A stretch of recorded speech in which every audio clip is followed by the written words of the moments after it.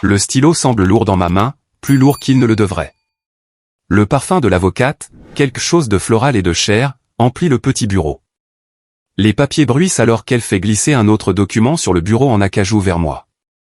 De l'autre côté de la fenêtre, la pluie d'octobre tape contre la vitre comme des doigts impatients. Mon téléphone vibre à nouveau. L'écran s'illumine avec le nom de Dominique. C'est le 47e appel cette semaine. Je ne réponds pas. Je n'ai pas répondu depuis 3 jours. Madame Patterson, dit l'avocate.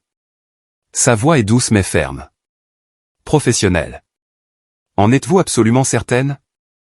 Ma main plane au-dessus de la ligne de signature. L'encre de la pointe du stylo scintille sous les lumières du plafond. Je peux sentir le cuir de ses fauteuils. Sentir l'air frais de la ventilation au-dessus de moi. Entendre l'horloge sur le mur marquer chaque seconde d'un petit clic. 4 mots. C'est tout ce qu'il a fallu pour détruire le monde de mon fils. 4 mots simples qui ont tout changé entre nous pour toujours. Salut les spectateurs, dites-nous d'où vous regardez et quelle heure il est. Il y a 3 semaines, je me tenais dans une salle de mariage à 4 heures de chez moi, regardant les bulles de champagne monter dans des verres en cristal.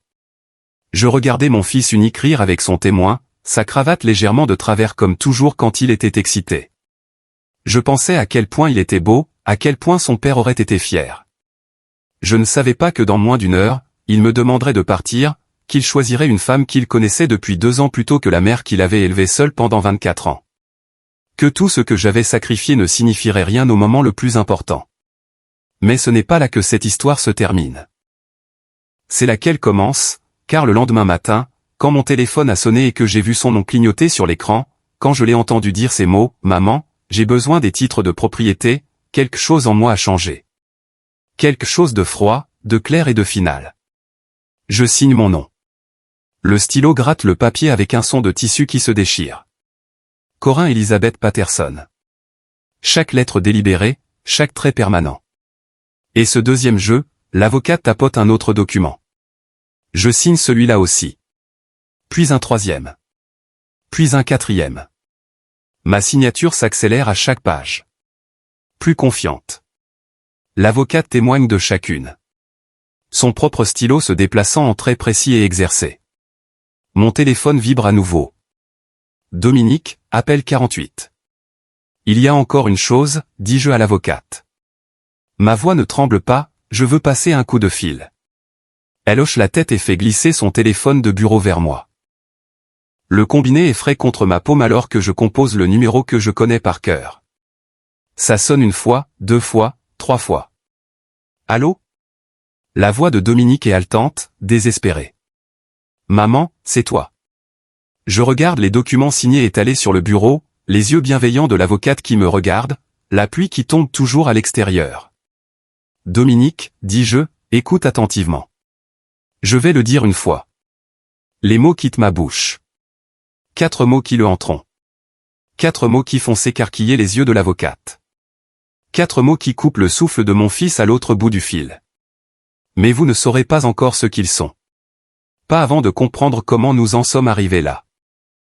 Pas avant de ressentir ce que j'ai ressenti, debout dans cette salle de mariage, tenant un verre de champagne avec des mains qui ne cessaient de trembler, regardant mon fils s'avancer vers moi avec ce regard sur son visage. Celui qui disait qu'il avait déjà pris sa décision, et que rien de ce que je pourrais dire n'aurait d'importance. La chaleur de juin se déversait à travers les immenses fenêtres de la salle de réception. Le genre de chaleur qui picote la peau, même avec la climatisation. Je me tenais près de la table des desserts depuis 20 minutes, regardant les serveurs disposer de minuscules gâteaux sur des plateaux d'argent. Le col de ma robe me serrait trop. J'avais acheté cette robe spécialement pour aujourd'hui. Bleu marine, longueur genou, le genre de tenue formelle que Dominique avait dit que Bridget voulait pour les familles des mariés. Elle a coûté $200, ce que je ne pouvais pas vraiment me permettre. Mais cela n'avait pas d'importance. Rien n'importait, sauf d'être là, d'être présente, d'être la mère que mon fils méritait le jour de son mariage. Le trajet avait duré 4 heures. J'étais parti à 5 heures du matin pour éviter les embouteillages, je m'étais arrêté 1 fois pour un café et de l'essence, j'étais arrivé 2 heures en avance pour aider en cas de besoin de dernière minute. Dominique m'avait envoyé un texto à 7 heures. On est bon, maman. Détends-toi et profite de la journée. Alors, je me suis détendu. J'ai souri à des cousins éloignés, aux parents de Bridget et aux témoins que j'avais rencontrés une fois auparavant. J'ai tenu mon verre de champagne et j'ai fait semblant de ne pas avoir mal aux pieds dans ses chaussures et j'ai regardé mon fils rire, danser et célébrer. La cérémonie avait été magnifique. Bridget portait de la dentelle blanche qui coûtait probablement plus cher que le paiement mensuel de ma voiture. Les arrangements floraux seuls auraient pu nourrir une famille pendant un mois, mais je n'ai pas dit ça. J'ai juste souri, pleuré et applaudi quand l'officiant a dit « Vous pouvez embrasser la mariée ». J'avais apporté une carte. À l'intérieur se trouvait un chèque de $8000. Chaque centime que j'avais économisé en travaillant des gardes supplémentaires à l'hôpital au cours de la dernière année. Des gardes de nuit qui me laissaient épuisé, endolori et à peine capable de fonctionner. Mais Dominique avait demandé si je pouvais participer au mariage. Et quel genre de mère dit non? La carte était toujours dans mon sac à main. J'avais prévu de la lui donner pendant la réception, peut-être lors d'un moment calme où nous pourrions parler en privé, où je pourrais le serrer dans mes bras et lui dire à quel point j'étais fier, à quel point je l'aimais, à quel point son père aurait aimé voir ce jour. Son père, Marcus, mort il y a 12 ans d'une crise cardiaque qui l'a emporté à 46 ans. Je pouvais encore voir son visage parfois dans les expressions de Dominique, entendre son rire dans la voix de Dominique. Marcus aurait porté une cravate ridicule, raconté des histoires embarrassantes et dansé avec moi pendant la danse père-mère qui n'a jamais eu lieu. J'ai pressé mes doigts contre le verre de champagne. La condensation était fraîche et humide. Une goutte d'eau a coulé le long du verre et a atterri sur ma main. Maman. Je me suis retourné.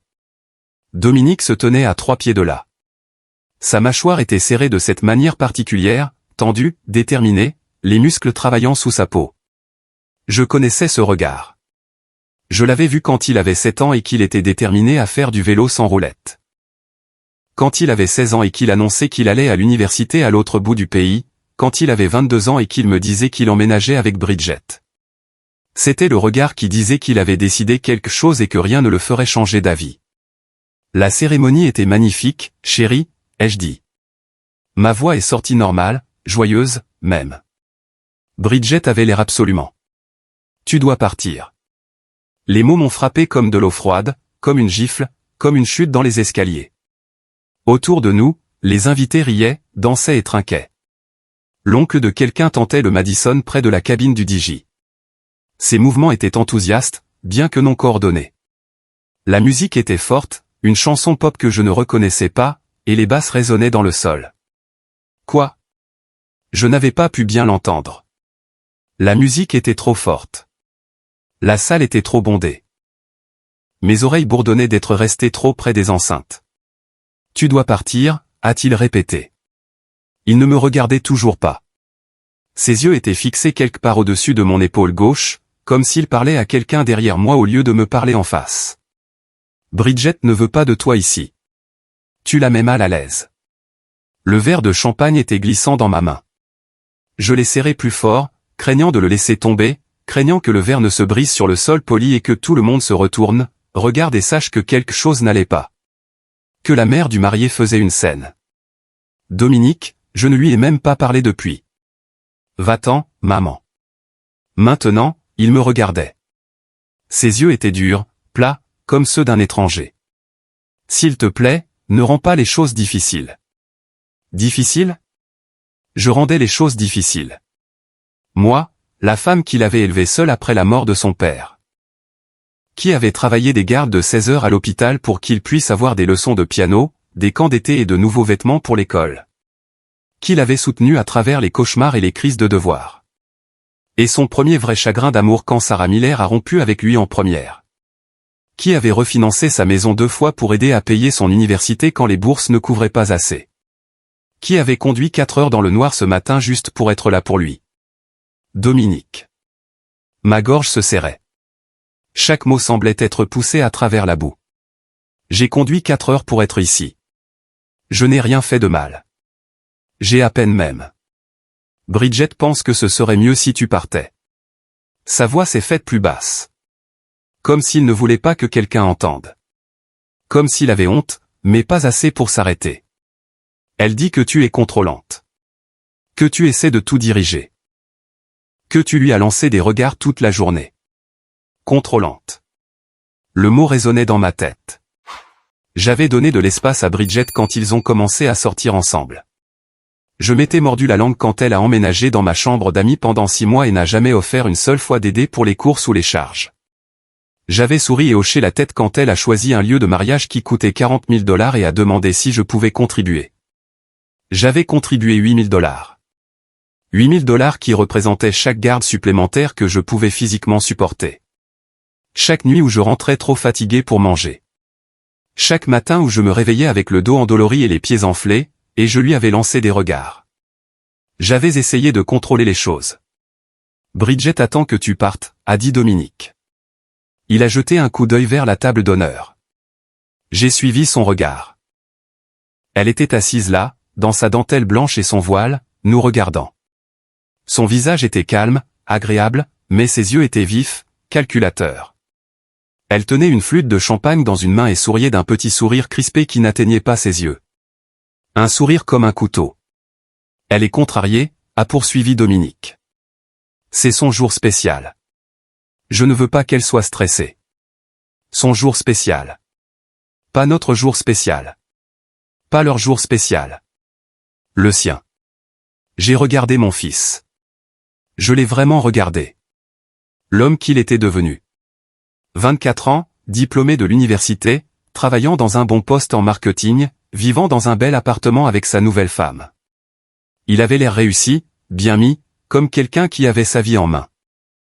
Mais à ce moment-là, debout dans son lieu de mariage coûteux, dans son costume sur mesure, demandant à sa mère de partir parce que sa mariée ne l'aimait pas, il ressemblait à un étranger. « Es-tu sûr de ça ?» Ma voix est sortie stable, calme. Je ne sais pas comment. En es-tu absolument sûr? Oui. Pas d'hésitation, pas même une pause pour y réfléchir. Va-t'en, c'est tout. On parlera plus tard. Plus tard. Toujours plus tard avec lui ces jours-ci. On parlera plus tard de Thanksgiving. Plus tard de Noël.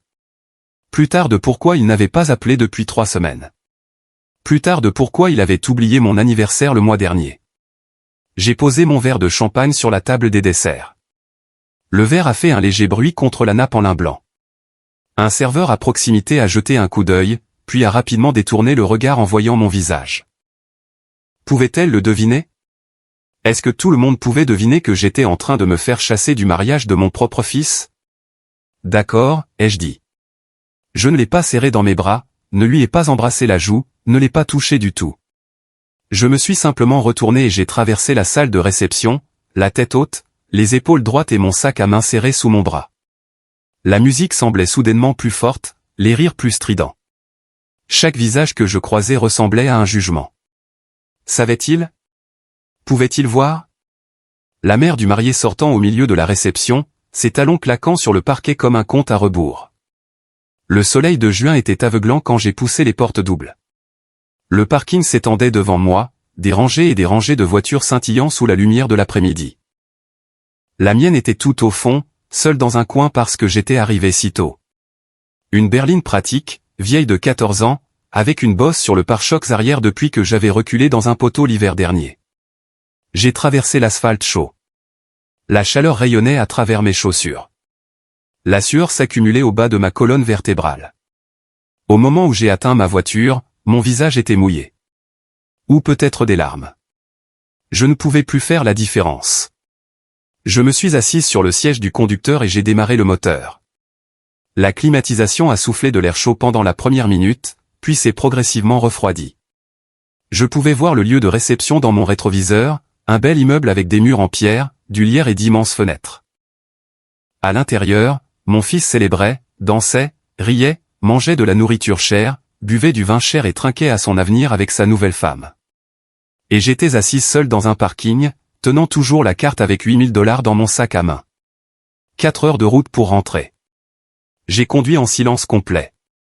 Pas de radio, pas de podcast, pas de livres audio, juste le bourdonnement des pneus sur l'asphalte, le sifflement des voitures qui passaient et la climatisation soufflant froid sur mon visage humide. Le soleil a traversé le ciel, s'est couché derrière les montagnes et a complètement disparu, ne laissant que l'obscurité et les lumières de l'autoroute.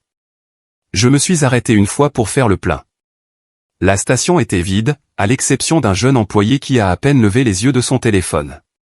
J'ai payé, J'ai utilisé les toilettes, j'ai acheté une bouteille d'eau que je n'ai pas bu. Puis je suis remonté dans ma voiture et j'ai encore conduit. La propriété avait l'air différente quand je suis arrivé dans l'allée vers minuit.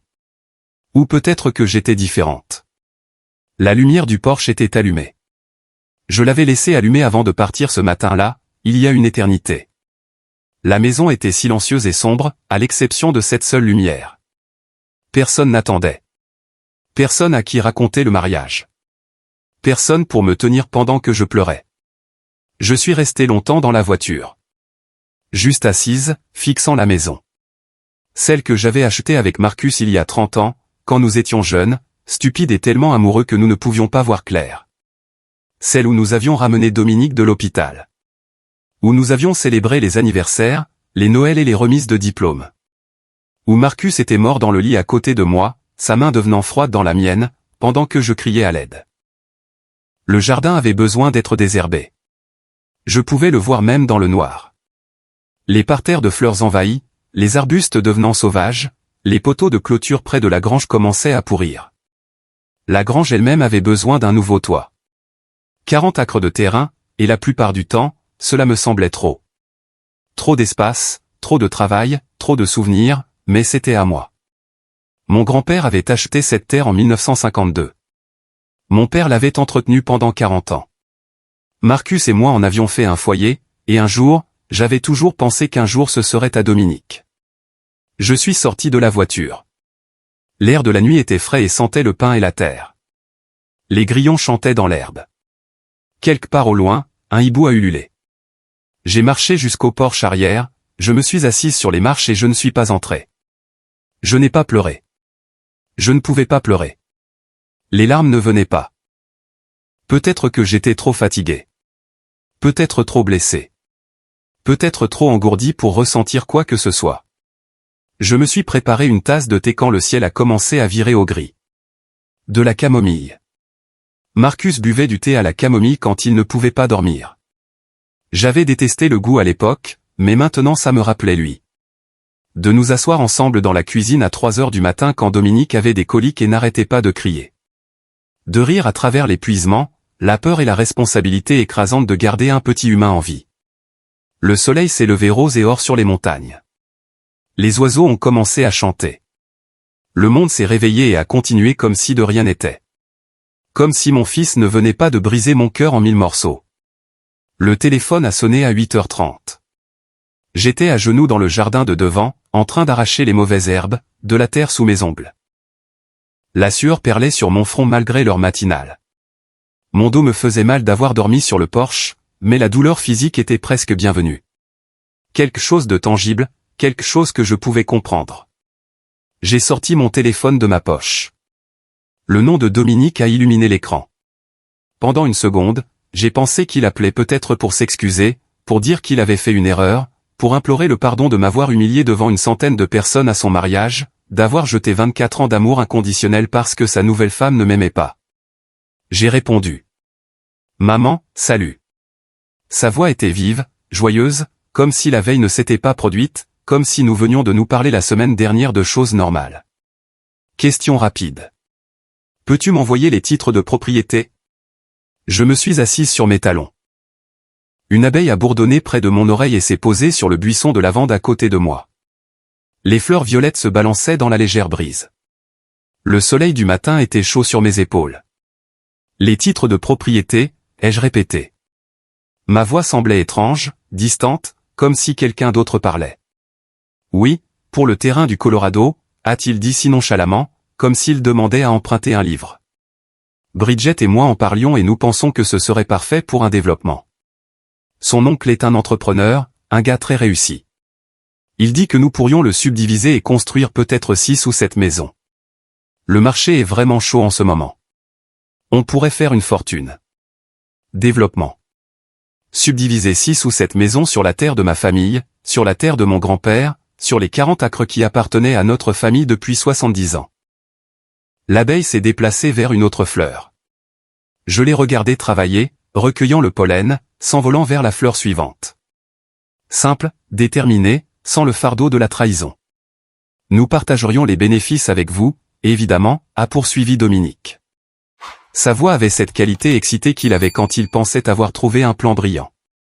Probablement 60 à 40 puisque nous ferions tout le travail de notre côté. Mais vous gagneriez quand même au moins quelques centaines de milliers de dollars, peut-être plus si nous fixons le bon prix. Et puis vous pourriez déménager dans un endroit plus petit, plus facile à gérer. Plus petit, plus facile. Comme si les 40 acres que mon grand-père était mort en protégeant étaient trop pour moi.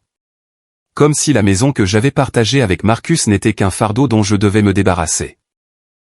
Bridget a en fait trouvé une super communauté pour personnes âgées à environ 20 minutes de chez nous, a-t-il dit. Un endroit vraiment sympa. Ils ont des activités, une piscine et tout. Vous adoreriez. J'ai 58 ans, Dominique. C'est vrai. Oui, je sais. Il a ri. Mais tu sais, un jour ou l'autre, tu auras besoin de quelque chose de plus facile à gérer, moins d'entretien. De cette façon, tu aurais l'argent de côté. C'est une planification intelligente, maman. Une planification pour l'avenir. Une planification intelligente. Mon fils voulait raser l'histoire de ma famille, transformer l'héritage de mon grand-père en profit, et me fourrer dans une communauté pour personnes âgées. Et il appelait ça une planification intelligente. Je me suis levé, mes genoux ont craqué. L'abeille s'est envolée. Autour de moi, le jardin s'étendait, 30 ans de travail, de plantation, de taille et de soin des roses que ma mère m'avait données en bouture. Des herbes que j'avais cultivées à partir de graines, un potager qui me nourrissait tout l'été. Alors, peux-tu envoyer l'acte de propriété par courrier express, a demandé Dominique. Nous voulons commencer le processus cette semaine. L'oncle de Bridget a une réunion avec des investisseurs jeudi, et il a besoin de voir les documents de propriété.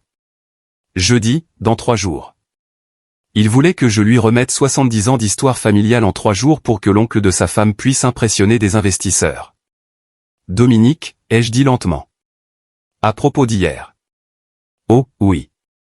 Il m'a interrompu comme s'il venait de s'en souvenir, comme si c'était un inconvénient mineur qu'il avait oublié d'aborder.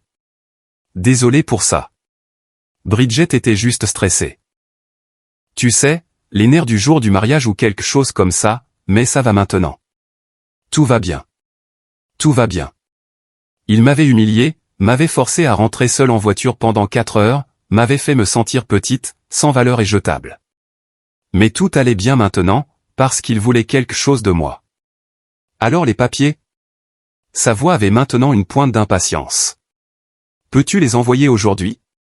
Je peux t'envoyer l'adresse par texto pour une livraison le lendemain. J'ai pensé à mon grand-père, aux histoires que mon père racontait. Comment grand-père travaillait dans les mines 16 heures par jour, dans le noir absolu. Comment il avait perdu 3 doigts dans un accident alors que ma grand-mère avait 6 mois, mais était retourné au travail la semaine suivante parce qu'ils avaient besoin d'argent. Comment il avait économisé chaque centime qu'il pouvait pendant des années jusqu'à ce qu'il ait assez pour acheter cette terre. 3 000 $ en 1952. C'était comme 3 millions pour un homme qui avait perdu des doigts pour l'acheter. J'ai pensé à mon père qui passait chaque week-end pendant 40 ans à entretenir la propriété, construisant la grange de ses propres mains pendant 3 étés, plantant les chênes qui culminaient maintenant à 60 pieds de haut, créant quelque chose de permanent, quelque chose qui ne pouvait pas être enlevé. J'ai pensé à Marcus me faisant promettre sur son lit de mort de garder cette terre dans la famille. Sa main froide dans la mienne, sa voix à peine un murmure.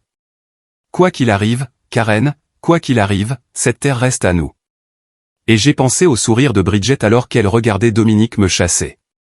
Ce sourire vif et calculateur, ce regard de victoire. Maman, tu es toujours là. Je suis là. D'accord, bien. Alors, peux-tu les envoyer aujourd'hui? L'abeille est revenue. Elle s'est posée sur une touffe de rudbeckia près de mes pieds. Les pétales étaient d'un jaune vif, presque douloureux à regarder sous le soleil du matin. Les titres de propriété, ai-je répété, non pas comme une question cette fois, mais comme une affirmation. Oui, le plus tôt sera le mieux. L'oncle de Bridget est vraiment enthousiaste à propos de cette opportunité. Il pense que nous pourrions commencer les travaux d'ici l'automne si nous agissons rapidement. Commencer les travaux. Des bulldozers, des équipes de construction et des bétonnières détruisant tout ce que ma famille avait construit. Les chênes de mon grand-père abattus. La grange de mon père démolie. La prairie où Marcus m'a demandé en mariage pavé. Maman, tu m'écoutes? Te souviens-tu des funérailles de ton grand-père, ai-je demandé. Ma voix était calme. Stable. Les funérailles de papa, quand tu avais 20 ans. Silence à l'autre bout. Tu as fait l'éloge funèbre, ai-je continué. Tu t'es tenu devant 200 personnes et tu as parlé de l'importance de cette terre pour lui. Comment elle représentait tout ce qu'il y avait de bon dans notre famille, l'héritage, le sacrifice et la protection de ce qui compte. Plus de silence. Tu as promis que tu en prendrais soin, ai-je dit. Tu m'as regardé droit dans les yeux, ainsi que ta grand-mère, et tu as promis que tu protégerais ce qu'il avait construit. Tu t'en souviens. Maman, c'était différent. Sa voix avait changé. Défensive maintenant. Irritée. J'étais un gamin. Tu avais 20 ans. Assez vieux pour savoir ce que signifie une promesse. Oui. Eh bien, les gens disent des choses aux funérailles. C'est émotionnel. Tu ne peux pas me tenir à, tu as aussi dit que ton grand-père serait fier de toi, les jeux interrompus. Que tu ferais en sorte que son héritage perdure.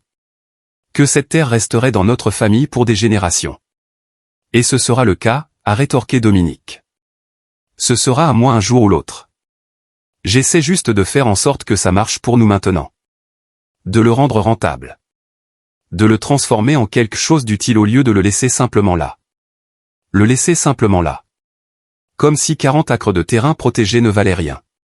Comme si préserver l'histoire familiale était un gaspillage. Comme si tout ce pourquoi mon grand-père et mon père avaient travaillé n'était qu'un inconvénient attendant d'être liquidé. Alors tu dis non? Sa voix devint froide. Dure. Tu n'enverras pas les papiers. J'entendais Bridget en arrière-plan, sa voix vive et exigeante. Est-ce qu'elle fait des difficultés? Des difficultés. C'est ce que j'étais. Difficile de vouloir garder l'héritage de ma famille intact. Difficile de ne pas accepter immédiatement de les laisser détruire 70 ans d'histoire pour le profit. Dominique, je dois y aller. Attends, maman. Nous avons vraiment besoin de ces papiers. C'est une énorme opportunité. Ne veux-tu pas que je réussisse? Je voulais qu'il réussisse depuis le jour de sa naissance. Je le voulais si fort. J'avais tout sacrifié.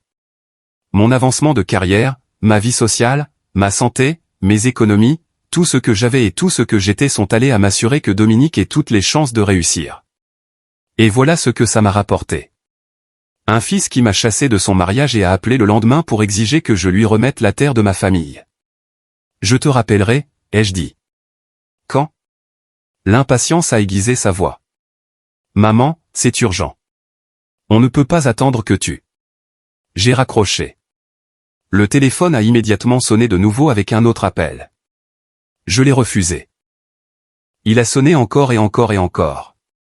Le temps que j'arrache toutes les mauvaises herbes du parterre de fleurs de devant, Dominique avait appelé 6 fois de plus. Je les ai tous ignorés. Je suis rentré et je me suis lavé les mains. Je me suis préparé le déjeuner. Un sandwich au thon, des tranches de concombre et un verre d'eau froide. Je me suis assise sur le porche arrière et j'ai mangé lentement, regardant les chaînes se balancer dans la brise. Mon téléphone a vibré. Un SMS. J'ai regardé. Maman, c'est ridicule. Rappelle-moi.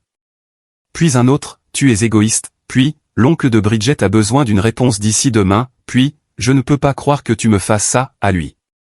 Je lui faisais quelque chose, pas l'inverse. Pas lui me faisant quelque chose en me chassant de son mariage ou en exigeant ma propriété ou en me traitant d'égoïste, de difficile et de contrôlante. J'étais le problème. Moi, la mère qui avait tout abandonné.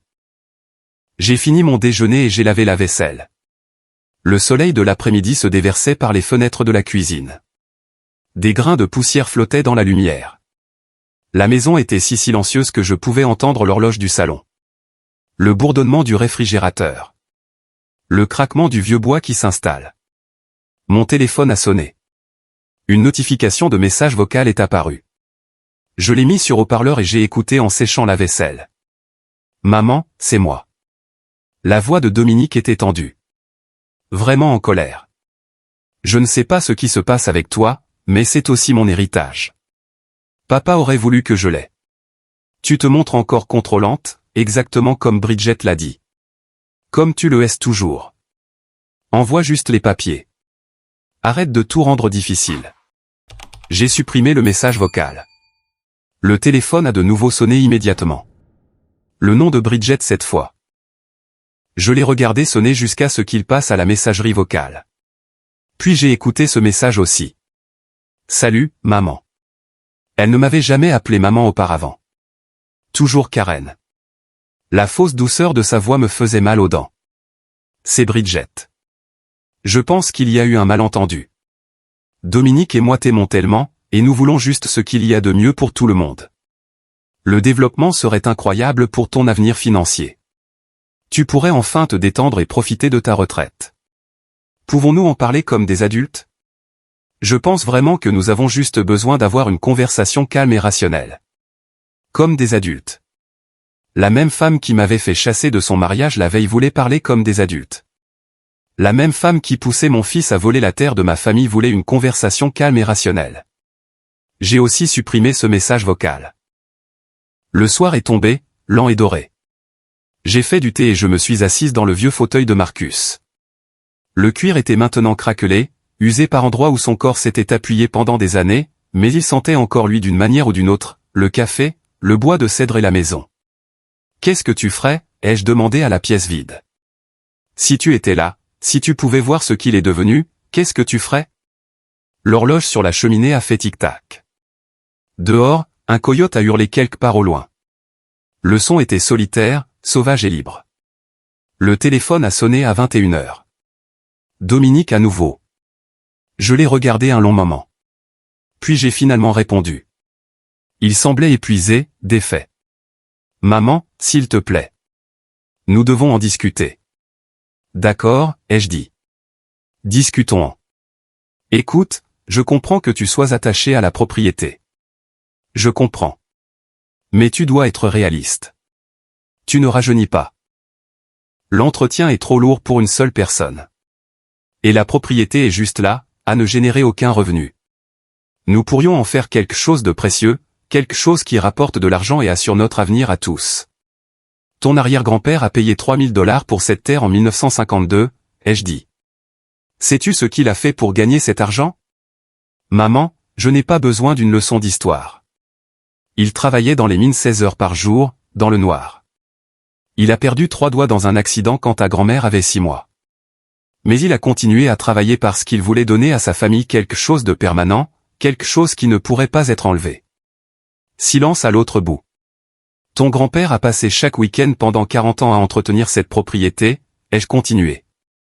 Il a planté ses chênes pour toi, Dominique, pour ses petits-enfants, pour ses arrière-petits-enfants. Il a construit cette grange de ses propres mains pour que les générations futures aient quelque chose de solide, de réel. C'est une belle histoire, a dit Dominique. Sa voix était plate, sans impression. Mais c'est du business. Il s'agit de prendre des décisions financières intelligentes pour notre avenir. Le mien est celui de Bridget. Nous pouvons honorer le passé tout en allant de l'avant.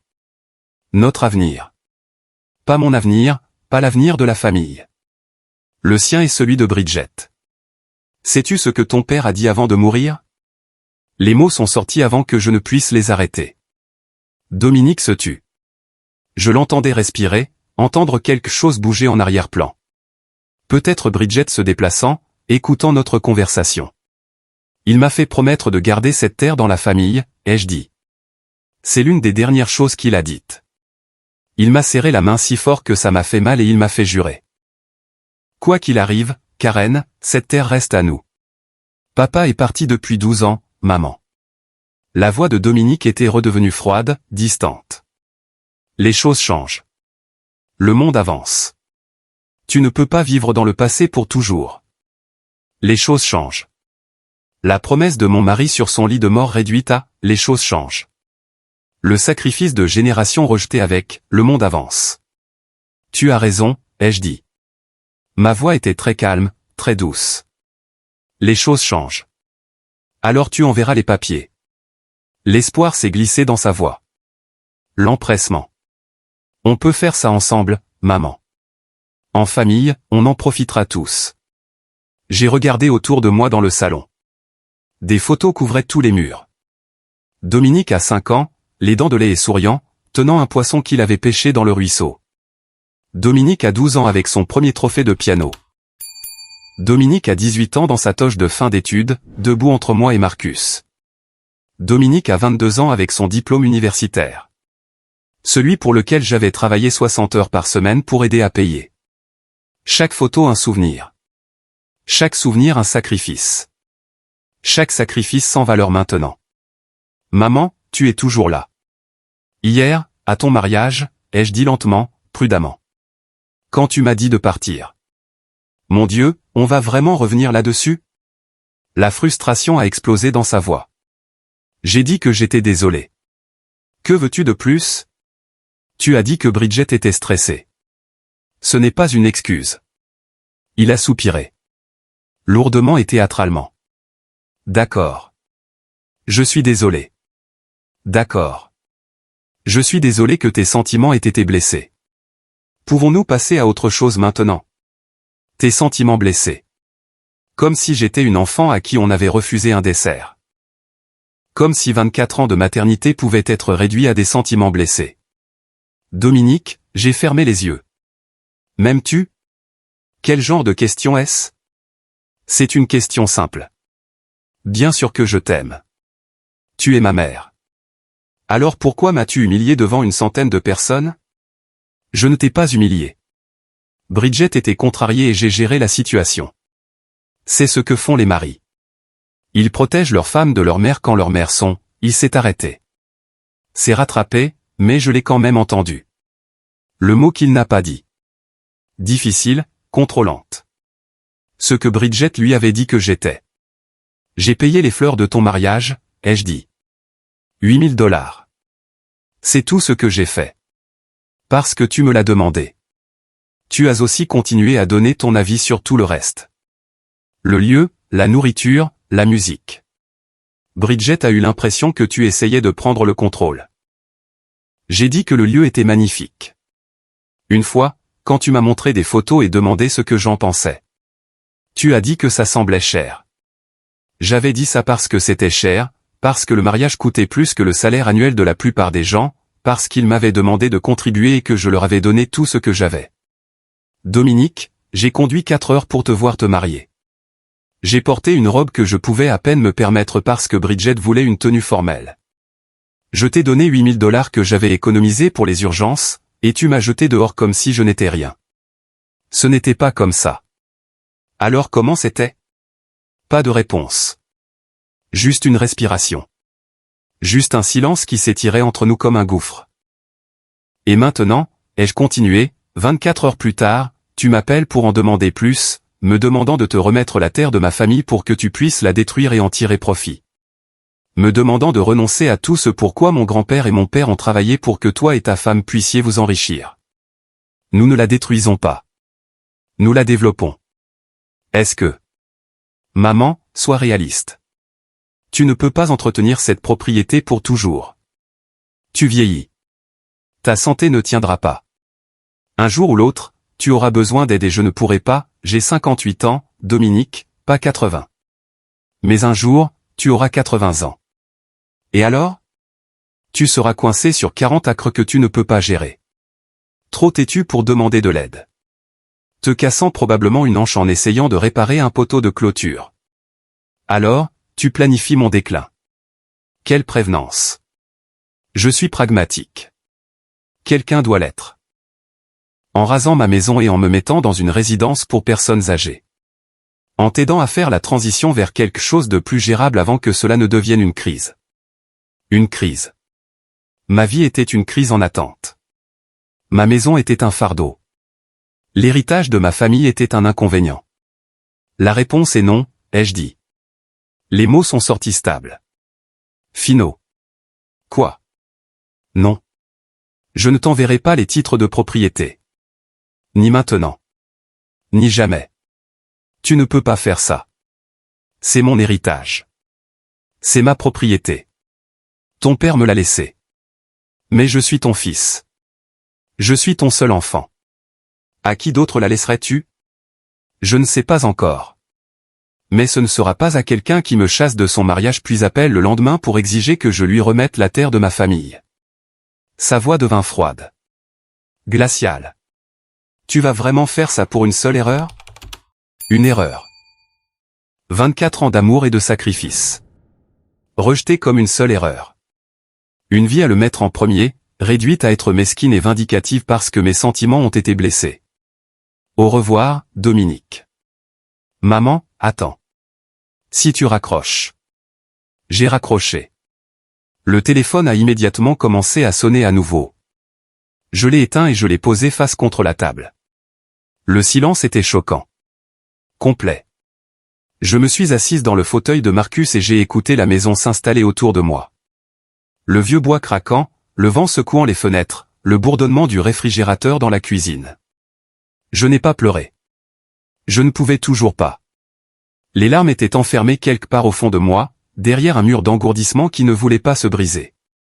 J'ai dormi dans le fauteuil cette nuit-là.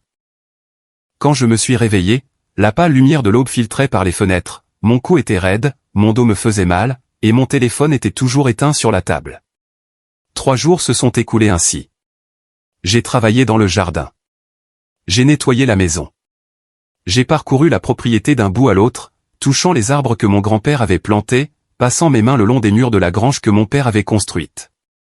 J'ai visité la tombe de Marcus sous le saule et je lui ai tout raconté. Je ne sais pas quoi faire, ai-je dit à la pierre tombale. Les lettres gravées de son nom étaient rugueuses sous mes doigts. Je ne sais pas comment réparer ça. Mais peut-être que ça ne pouvait pas être réparé.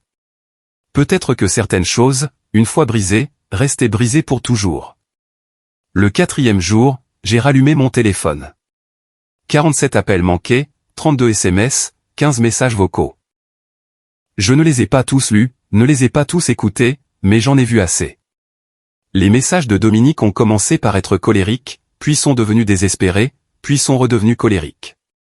Des menaces mêlées de supplications mêlées de culpabilisation.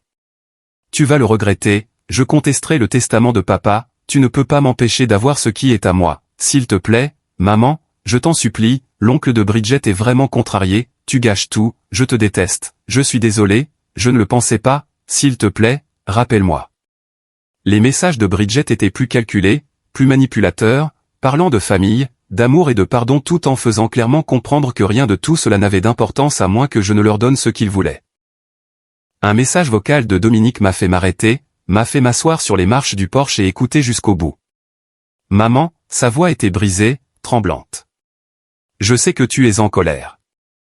Je sais que j'ai tout gâché, mais s'il te plaît, je suis ton fils. Je suis tout ce qu'il te reste. Ne jette pas ça pour un bout de terrain. Ce n'est que de la terre. Nous sommes une famille. C'est censé signifier quelque chose. Juste de la terre. Les 40 acres que mon grand-père a failli mourir pour acheter. La propriété que mon père a consacré sa vie à entretenir. La maison que j'avais partagée avec Marcus. L'endroit où chaque souvenir important de ma vie s'était produit.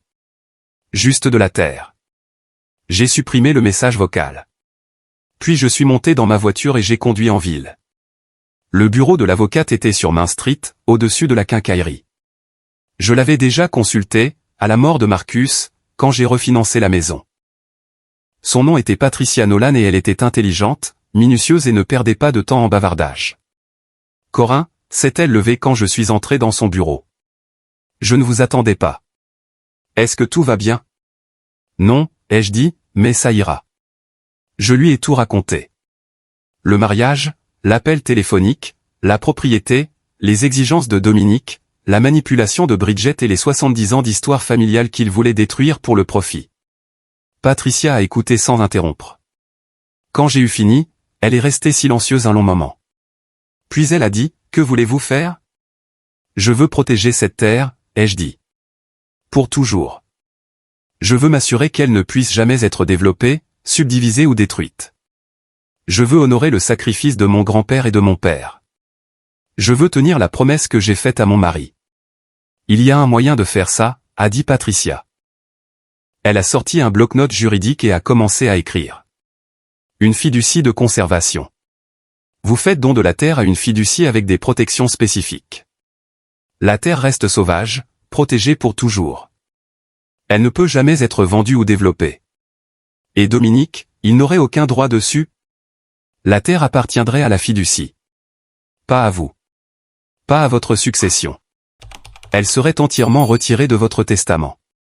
Protégée pour toujours, jamais développée, jamais détruite. Les chaînes de mon grand-père continueraient de pousser. La grange de mon père resterait debout. La prairie où Marcus m'a demandé en mariage resterait sauvage et belle, et Dominique n'aurait rien. Quand pouvons-nous faire ça, ai-je demandé. Je peux faire rédiger les papiers d'ici demain. Vous devrez signer devant un notaire. Ensuite, nous déposons le dossier auprès de l'État. C'est permanent, Karen. Une fois que vous signez, vous ne pouvez pas revenir en arrière. Bien, ai-je dit. C'est ce que je veux. Permanent. J'ai quitté son bureau et je suis rentré sous le soleil de l'après-midi. Les montagnes se détachaient sur le ciel bleu. Les arbres étaient verts et pleins. Tout avait exactement la même apparence qu'il y a 4 jours, mais j'étais différente. Ce soir-là, je me suis assise sur le porche arrière avec du thé et j'ai regardé le soleil se coucher. Mon téléphone a sonné 2 fois. Dominique à chaque fois. Je n'ai pas répondu. Je n'avais rien à lui dire. Pas avant que les papiers ne soient signés. Patricia a appelé le lendemain matin. Les papiers sont prêts. Pouvez-vous venir aujourd'hui? J'étais là en moins d'1 heure. Les documents étaient épais, des dizaines de pages de langage juridique, de conditions et de protection. Patricia m'a guidé à travers chaque section, chaque clause, chaque permanence. Une fois que vous signez, a-t-elle répété, cela ne peut pas être annulé. La terre appartiendra à la fiducie. Vous n'aurez aucune possibilité de la vendre, de la développer ou de la transmettre à des héritiers. Je comprends. Vous ne pourrez pas changer d'avis. Je sais. Elle m'a tendu un stylo. Il était lourd, cher, le genre de stylo qui signifiait quelque chose. J'ai signé mon nom. Karine Elizabeth Patterson. Sur la première page, puis la deuxième, puis 5 autres pages. Chaque signature un clou dans un cercueil. Chaque signature une protection. Chaque signature une promesse tenue. C'est fait, a dit Patricia. Elle a attesté mes signatures, puis a scellé les documents dans une enveloppe. Je déposerai ça à l'État cet après-midi. La fiducie sera officielle d'ici la fin de la semaine. Mon téléphone a vibré dans mon sac. Je l'ai sorti. Avez-vous besoin de répondre, a demandé Patricia. Oui, ai-je dit. Je pense que oui. J'ai répondu. Je l'ai mis sur haut-parleur pour que Patricia puisse entendre. Maman. La voix de Dominique était rauque, désespérée. S'il te plaît. On peut arranger ça. Je ferai n'importe quoi. Ne me ferme pas la porte. Je suis désolé. Je suis vraiment désolé pour tout. S'il te plaît. J'ai regardé Patricia, l'enveloppe de documents signés sur son bureau, le stylo toujours dans ma main. Dominique, ai-je dit, ma voix était stable. Calme. Écoute attentivement. Je vais le dire une fois. D'accord. Oui, j'écoute. Ce n'est plus à toi. Silence. Silence complet et total. Je pouvais l'entendre respirer, presque entendre son cerveau essayer de traiter ce que j'avais dit. Quoi? Sa voix était petite, confuse. Qu'est-ce que tu veux dire, ce n'est pas, la terre, ai-je dit. Ce n'est plus à toi. Et ça ne le sera jamais.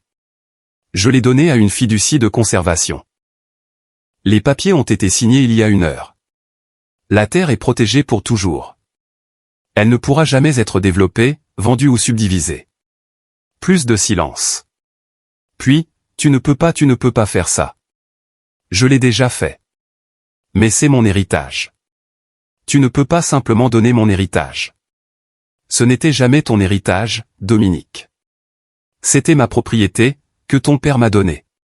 Et j'ai choisi de la protéger comme il le voulait, comme mon grand-père et mon père l'auraient voulu. Non. Sa voix montait, paniquée. Non, tu ne peux pas. Je le contesterai. Je t'emmènerai au tribunal. Je vais. Tu ne feras rien, ai-je dit, parce qu'il n'y a rien que tu puisses faire. La fiducie est irrévocable. Finale. Il n'y a pas de contestation possible, pas d'annulation. La terre restera sauvage pour toujours.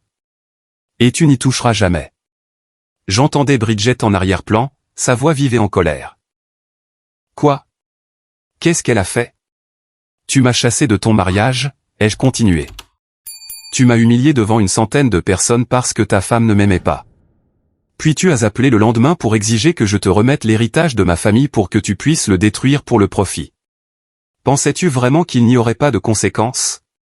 Maman, s'il te plaît. Mon grand-père a perdu 3 doigts en travaillant dans les mines pour acheter cette terre. Mon père a passé 40 ans à l'entretenir. Ton père m'a fait promettre de la protéger et j'ai tenu cette promesse, même contre toi. Tu choisis de la terre plutôt que ton propre fils. Sa voix s'est brisée. Cassée. C'est ce que tu fais. Je choisis d'honorer les gens qui nous ont précédés. Les gens qui ont tout sacrifié. Tu as eu un choix aussi, Dominique. À ton mariage, tu as choisi Bridget plutôt que moi. Maintenant, j'ai fait mon choix. Je ne peux pas croire que tu fasses ça. Il pleurait maintenant. Vraiment en train de pleurer. Je suis ton fils. Je suis tout ce que tu as. Non, ai-je dit doucement. Tu étais tout ce que j'avais. Tu as renoncé à cela quand tu m'as jeté comme un déchet. Quand tu m'as traité de contrôlante et de difficile et que tu as exigé ma propriété 24 heures plus tard. Tu as fait ton choix. Maintenant, vis avec. Maman. J'ai raccroché, j'ai éteint mon téléphone, je l'ai posé sur le bureau de Patricia. Ça va, a-t-elle demandé. Oui, ai-je dit. Et je le pensais. Ça va. 6 mois ont passé. L'automne est venu et reparti. L'hiver est arrivé avec de la neige qui a recouvert la propriété d'un silence blanc. Les appels téléphoniques de Dominique ont finalement cessé. Les SMS se sont raréfiés jusqu'à disparaître. Les messages vocaux désespérés ont cessé. Mais les emails ont commencé, transférés par son avocat, menaçant d'une action en justice, invoquant une influence indue, exigeant que j'annule le don à la fiducie. Patricia s'est occupée de tout. Chaque email, chaque menace, chaque tentative désespérée d'annuler ce qui ne pouvait être annulé. Son avocat dit que Bridget l'a quitté, m'a dit Patricia en février. Nous prenions un café dans son bureau, discutant des derniers documents de la fiducie. Apparemment, elle a demandé le divorce il y a 2 mois. Je ne suis pas surprise, ai-je dit. Elle voulait de l'argent. Quand l'argent ne s'est pas matérialisé, pourquoi serait-elle restée? Son avocat dit qu'il veut se réconcilier avec vous. Qu'il a réalisé qu'il avait fait des erreurs. Qu'est-ce que vous lui avez dit? Que toute communication passe par moi.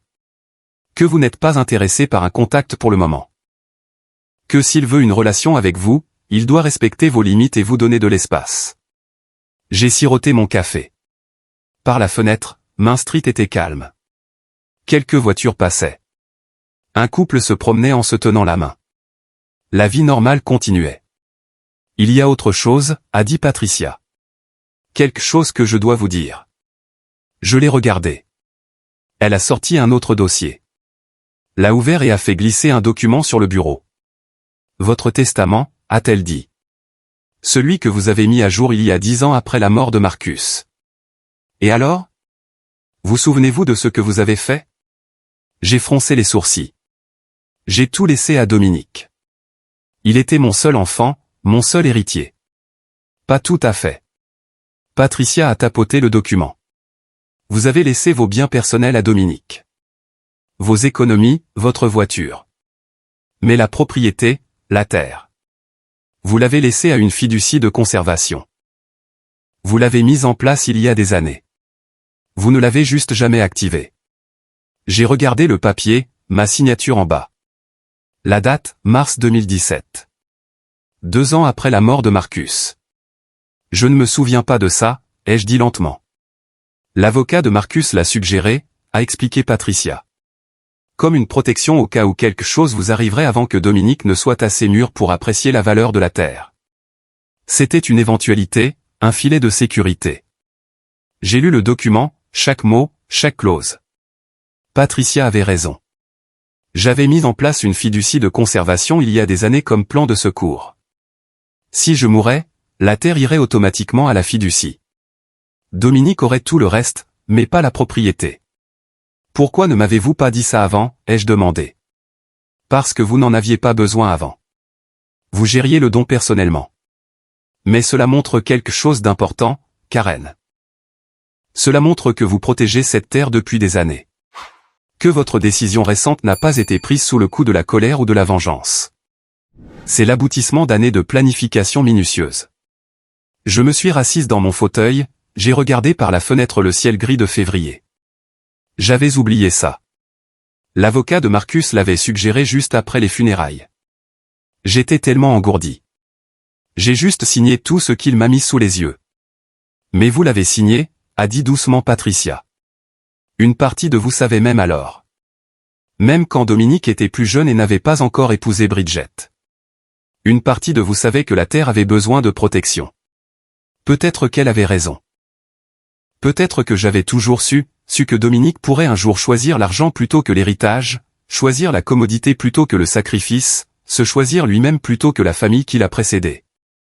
Ou peut-être que j'étais juste une veuve en deuil essayant d'honorer les souhaits de son mari, essayant de tenir une promesse à un mourant. Quoi qu'il en soit, le résultat était le même. La terre était protégée pour toujours. Le printemps est arrivé tôt cette année-là. En mars, les fleurs sauvages fleurissaient dans la prairie. Lupins violets, baumes jaunes et aquilées blanches, créant un tapis de couleurs.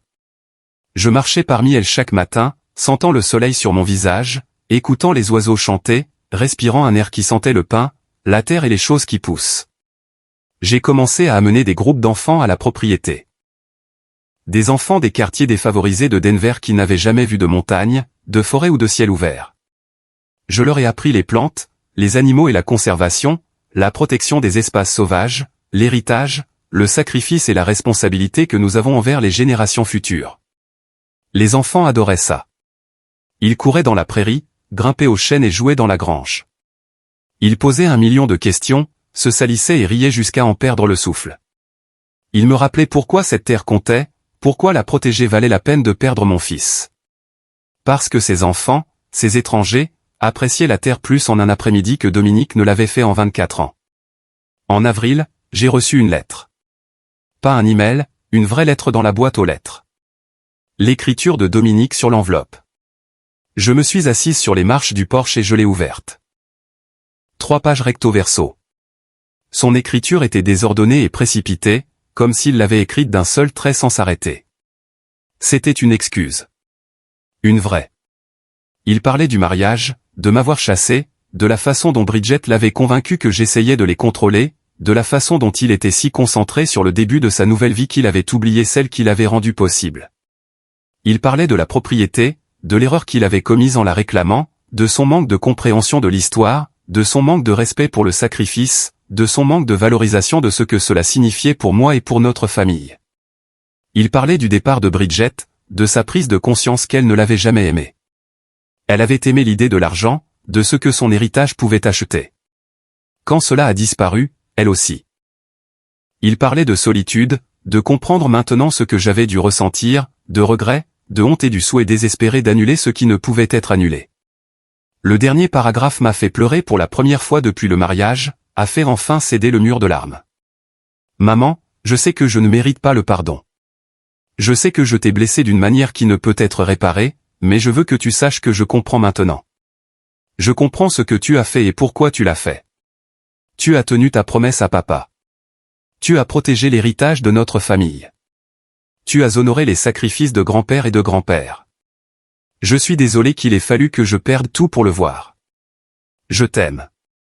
Je t'aimerai toujours. Même si tu ne veux plus jamais me parler, je t'aime.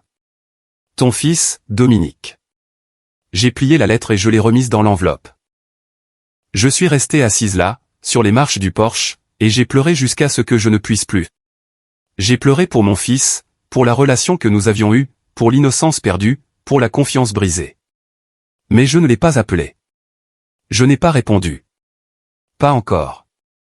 Peut-être un jour. Quand assez de temps aura passé, quand assez de guérison aura eu lieu, quand je pourrai le regarder sans voir le sourire en lame de couteau de Bridget ou l'entendre dire « Tu dois partir ». Peut-être un jour, mais pas aujourd'hui. La propriété a fleuri ce printemps-là. Tout était vert, vivant et en croissance. Les chênes que mon grand-père avait plantés s'élevaient plus haut vers le ciel. La grange que mon père avait construite tenait bon contre le vent. La prairie où Marcus m'a demandé en mariage s'est remplie de fleurs, et je marchais à travers tout cela, seul, mais pas solitaire, sachant que j'avais tenu ma promesse, sachant que j'avais protégé ce qui comptait, sachant que longtemps après mon départ, cette terre resterait, sauvage, libre et intacte. Mon grand-père a planté des arbres sous lesquels il ne s'assiérait jamais. Mon père a construit une grange pour des petits-enfants qu'il ne rencontrerait jamais. Mon mari m'a fait promettre de protéger cette terre, même de notre propre fils. Et j'ai tenu cette promesse. Parce que l'héritage ne consiste pas en ce que l'on laisse derrière soi. Il s'agit de ce que l'on refuse de laisser détruire. Certains d'entre vous qui regardez ceci savent exactement ce que l'on ressent. Quand les gens pour qui vous mourriez vous traitent comme si vous étiez jetable. Quand vos sacrifices sont oubliés au moment où ils deviennent gênants. Quand l'amour devient unilatéral et que les attentes deviennent des exigences. Et vous réalisez que vous avez donné des morceaux de vous-même à quelqu'un qui vous voit comme une ressource, pas une personne. Mais voici ce que j'ai appris, debout dans ce bureau d'avocat, un stylo à la main. Le véritable amour ne se mesure pas à ce que nous donnons.